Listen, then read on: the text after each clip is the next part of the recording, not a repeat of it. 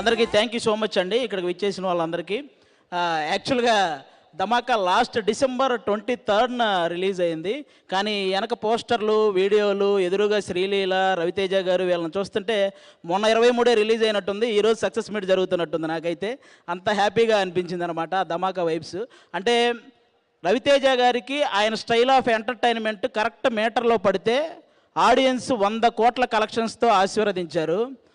అలా అని ప్రతిసారి ఎంటర్టైన్మెంట్ మూవీసే చేయడం కూడా బాగోదు. అందుకే రవితేజ గారు ఆయన కొత్తగా ప్రూవ్ చేసుకోవడానికి ఎప్పటికప్పుడు డిఫరెంట్ స్టోరీస్ సెలెక్ట్ చేసుకుంటూ ఉంటారనమాట.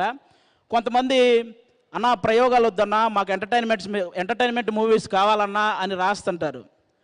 భయ్యా, ఆయన ప్రయోగం చెయ్యకపోతే లవ్ ఫెయిల్యూర్ అయిన ప్రతిసారి నువ్వు స్టేటస్లు పెట్టే నా ఆటోగ్రాఫ్ లాంటి మూవీ వచ్చుండేది కాదు. ఆయన ప్రయోగం చెయ్యకపోతే నువ్వు బాధల్లో ఉన్నప్పుడల్లా ఇన్స్పిరేషన్ కోసం నువ్వు చూసే నేనింతే లాంటి మూవీ వచ్చుండేది కాదు. అసలు కొత్త వాళ్ళతో ఎందుకు లేని ఆయన ప్రయోగం చెయ్యకపోతే హరీష్ శంకర్ గారు, బాబీ గారు, మల్లేని గోపీచంద్ గారు ఇలాంటి డైనమిక్ డైరెక్టర్లు వచ్చుండేవాళ్ళు కాదు. అసలు ఆయనే ప్రయోగం చేయకపోతే ఈ ఇండస్ట్రీలో చాలామంది అసిస్టెంట్ డైరెక్టర్లుగానే ఉండిపోయేవాళ్ళు, చాలామంది అసిస్టెంట్ కెమెరామ్యాన్లుగానే ఉండిపోయేవాళ్ళు, చాలామంది అసిస్టెంట్ మ్యూజిక్ డైరెక్టర్లుగానే ఉండిపోయేవాళ్ళు. ఆయన ప్రయోగం చేశాడు కాబట్టే వాళ్ళు ఏదో ఒకటి సాధించారు, వాళ్ళ టాలెంట్ని ఇండస్ట్రీకి చూపించారు.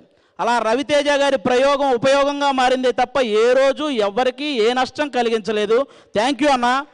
మీరు ఆయనకి అంటే రవితేజ గారు